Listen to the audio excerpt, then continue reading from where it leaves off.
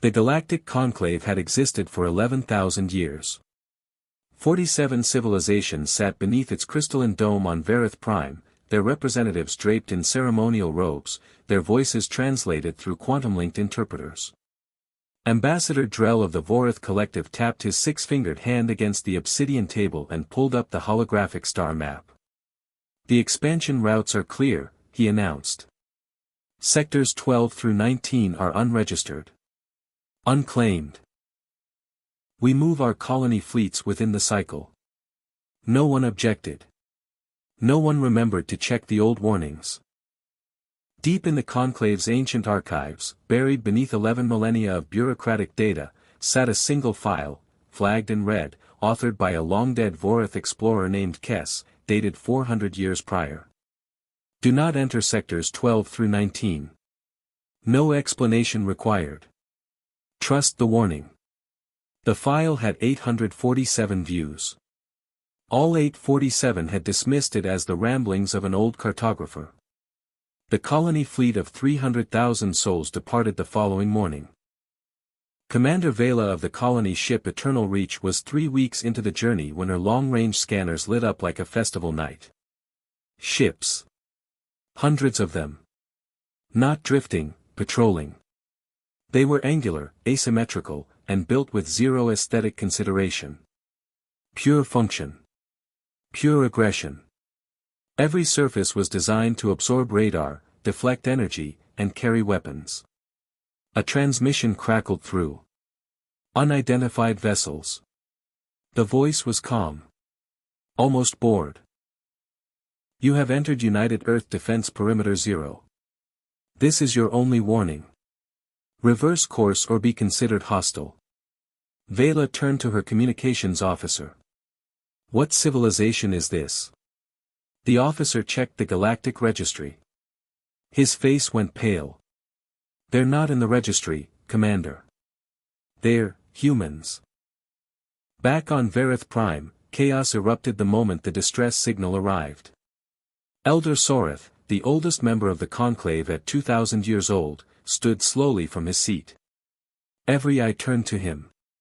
400 years ago, he said quietly, humanity approached this conclave requesting membership. "Do you remember what we told them?" Silence. "We told them they were too young. Too violent. Too primitive." He let the words hang like smoke in cold air. "We drew the galactic map. And we stopped it at their borders, because we did not consider them worth mapping." Ambassador Drell's mandibles clicked nervously. "They're a minor civilization. They cannot possibly have the firepower to." A second transmission arrived. It was a video feed from the colony fleet. The Eternal Reach, a ship the size of a small moon, was surrounded. Not by hundreds of human vessels now. By thousands.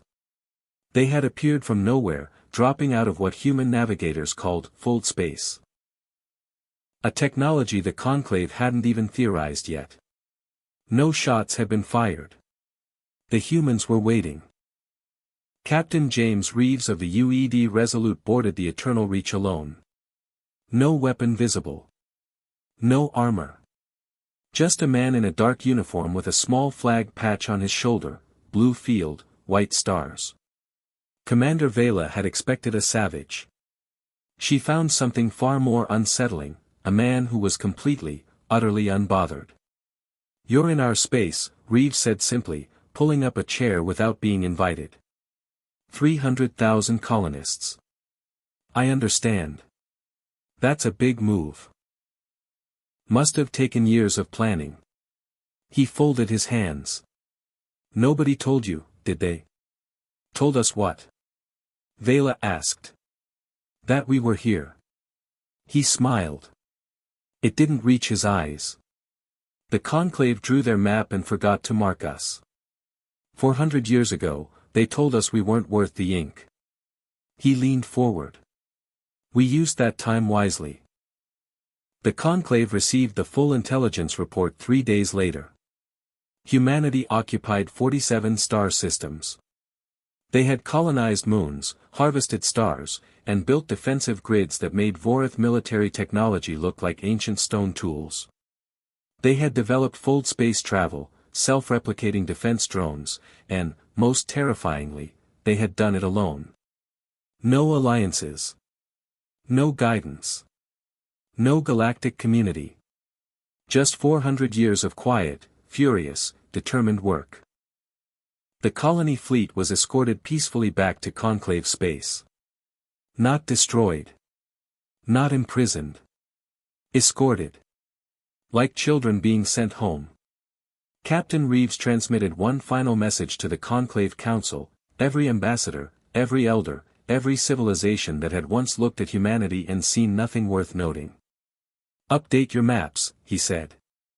We've been busy. The channel closed.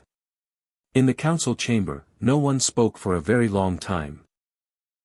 Because somewhere in the back of every alien mind was the same terrible thought: if this is what they built when we ignored them, what do they build when they feel threatened? The galactic map was updated that same evening. Human space took up a third of it.